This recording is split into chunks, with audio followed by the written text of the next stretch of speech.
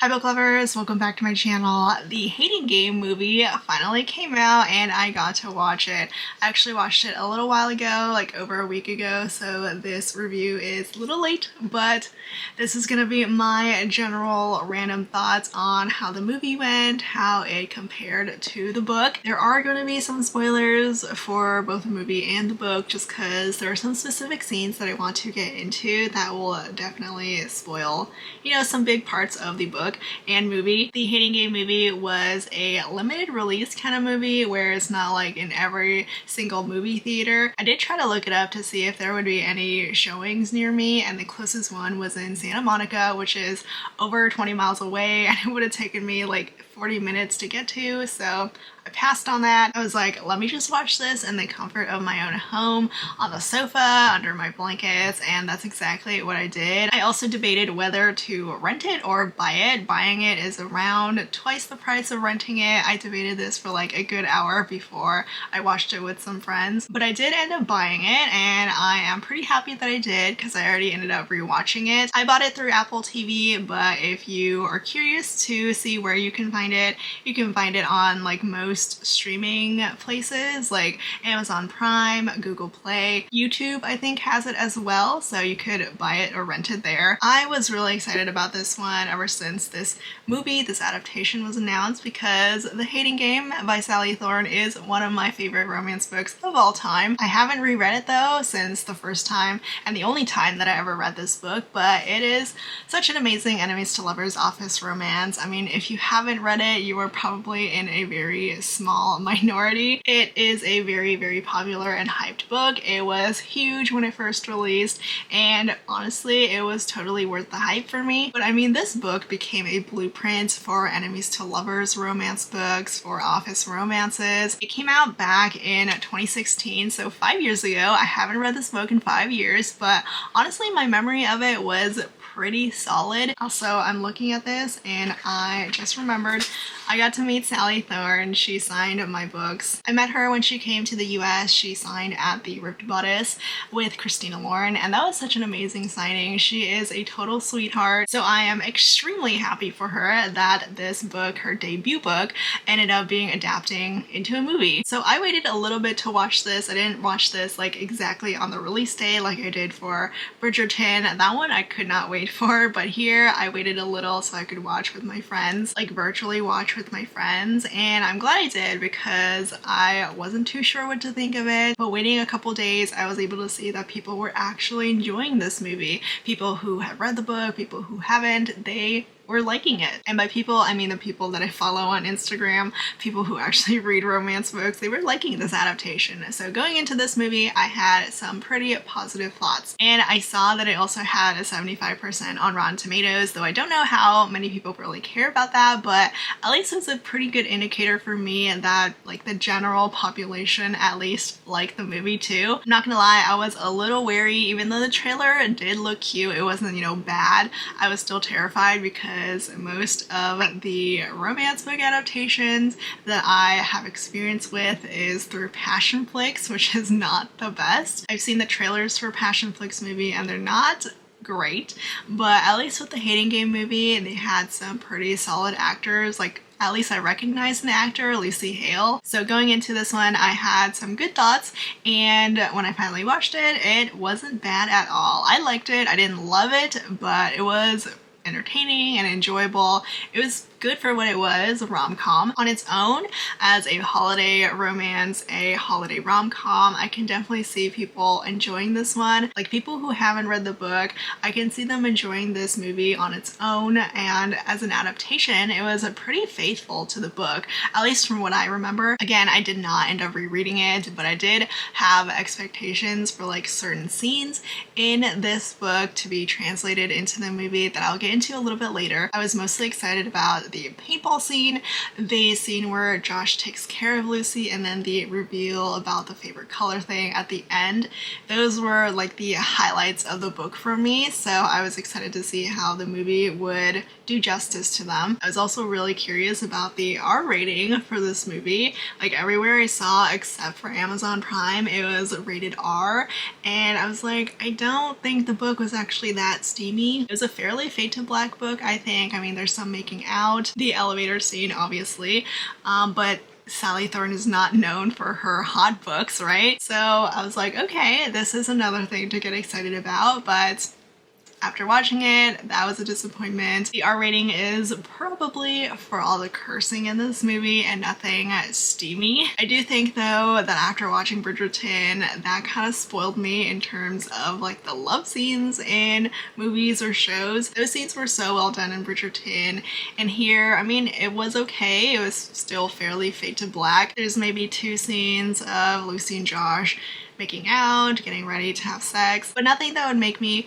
believe in like the R-ratedness of this movie, though there was a surprising scene. We get like a full butt cheek shot from Josh. That was really surprising, very unexpected, and I actually laughed out loud when that happened. Honestly, I'm kind of surprised they didn't go along the lines of what Bridgerton did and how they handled those more intimate scenes because of how successful the show was, but it probably also had to do with the actors themselves. But yeah, the R rating is nothing to get excited about. Just in case you haven't watched it yet, something to note. Amazon Prime though is the only one who did rate it PG-13, which is probably the most accurate. Something that was a little bit different from the book was that this movie turned out to be a holiday rom-com movie. I did expect this though, just from watching the trailer. There was like a Christmas tree, some lights, decorations in the trailer itself, and also it released in December, so can't say I'm surprised at all. With the timing, it couldn't not be a holiday rom-com, right? So a little summary of what the book and a movie is about. It's an enemies to lovers office romance. Josh and Lacey are assistants who hate each other. They're assistants for 2 different people, but they work really close together, and they're now both competing for this new managing role at their company. I ended up really enjoying Lucy Hale as Lucy. She fit really well with this role. She played this tiny spitfire going against Josh really well, and I'm sure like a lot of other people, I wasn't completely sold on Austin Stowell playing Josh. There was another actor who was supposed to play Josh when the movie was being announced. Like, it was announced that they were going to adapt this book. It was Robbie Amell, not sure how to say his name, but he was supposed to play Josh, but then he ended up dropping out of it. And I remember people were not happy about this because they loved Robbie as Josh. And then Austin came in. Austin Stowell was okay for me. He wasn't bad, but he wasn't that great either.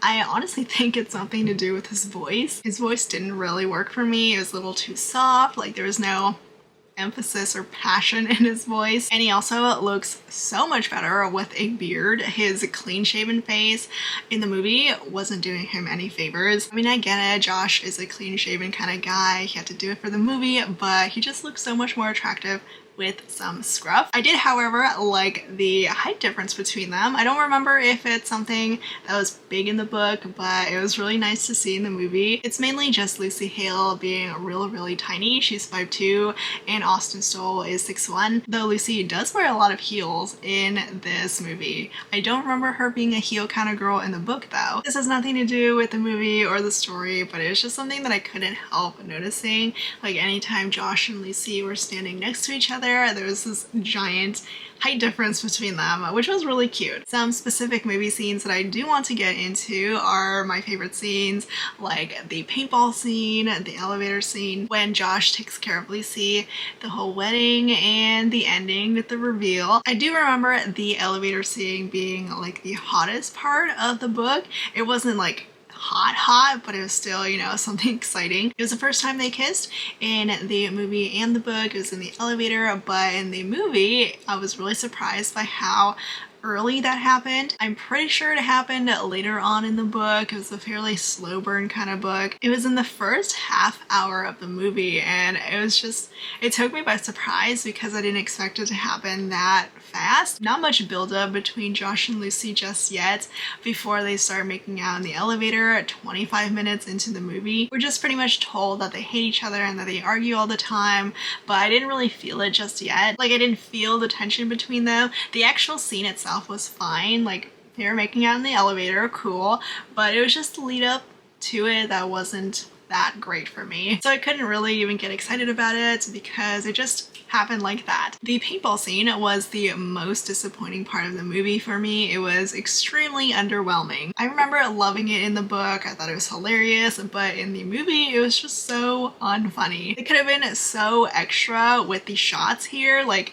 doing close-ups of people shooting at each other, slow-mo, people yelling, people acting like they were in a war zone, like they were dying.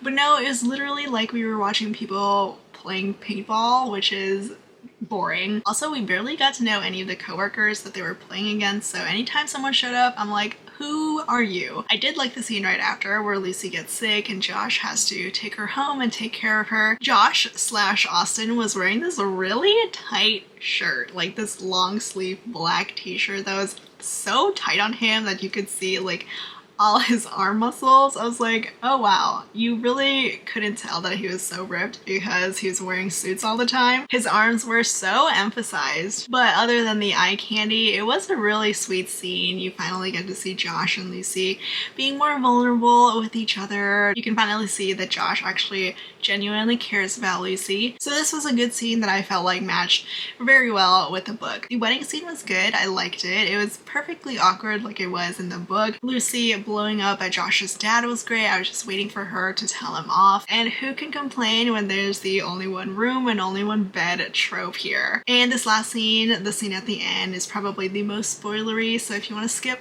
what I'm about to say, feel free to. But the scene towards the end where they do the reveal about Josh's favorite color being the color of Lucy's eyes, like he painted the room that color. I was so confused at first. I was like, why is it green? I was expecting blue. Like, this book is blue. But then I realized, oh, Lucy Hale's eyes are not blue. They are green. They're this really pretty shade of hazel, so they had to match it with her eye color. Painted the walls green. He loved that green dress of hers. It was a really pretty shade of green, which I can't relate to. My future man will have some brown walls. That was one of the changes that they had to do from the book that actually made sense, but it's still really cute. Another big thing that they added to the storyline that I don't remember being in the book was Lucy pretending to date someone else to make Josh jealous. She was pretending to date a coworker named Danny, and I don't remember him at all. I felt really bad for Danny in the movie though. He seemed like he was genuinely into Lucy. They shared so many same interests, like on the outside they seemed like they would fit really well, but Lucy kind of just used him to get back at Josh, make Josh jealous. She used him as a sounding board for her problems with Josh, like crying over him on Danny's shoulder. Like, Danny was just friend-zoned to hell and back. The publishing and work aspect was okay. I didn't really care too much about it other than it definitely seemed like they weren't making enough money to be able to afford their gigantic apartments. They did mention Goodreads at the beginning of the movie. I was like, I wonder how much Goodreads paid to be in here. Overall though, I did like this movie. I would give it 3.5 stars out of 5 if I had to rate it. Not the 5 out of 5 like the book was for me, but honestly, it wasn't bad for an adaptation. It stuck fairly close to the book. The actors weren't bad at all, and I had fun watching it. But let me know your thoughts if you did end up watching it, if you plan on watching it, or if you don't. I'm probably gonna watch it again. I do need to watch it with my cousin, but it's not a bad movie to just have playing in the background. That's it for this video. Those are my thoughts on the Hating Game movie and how it's compared to the book. Hopefully I didn't leave anything out. I hope you enjoyed it. Thank you so much for watching, and I'll see you all next time. Bye!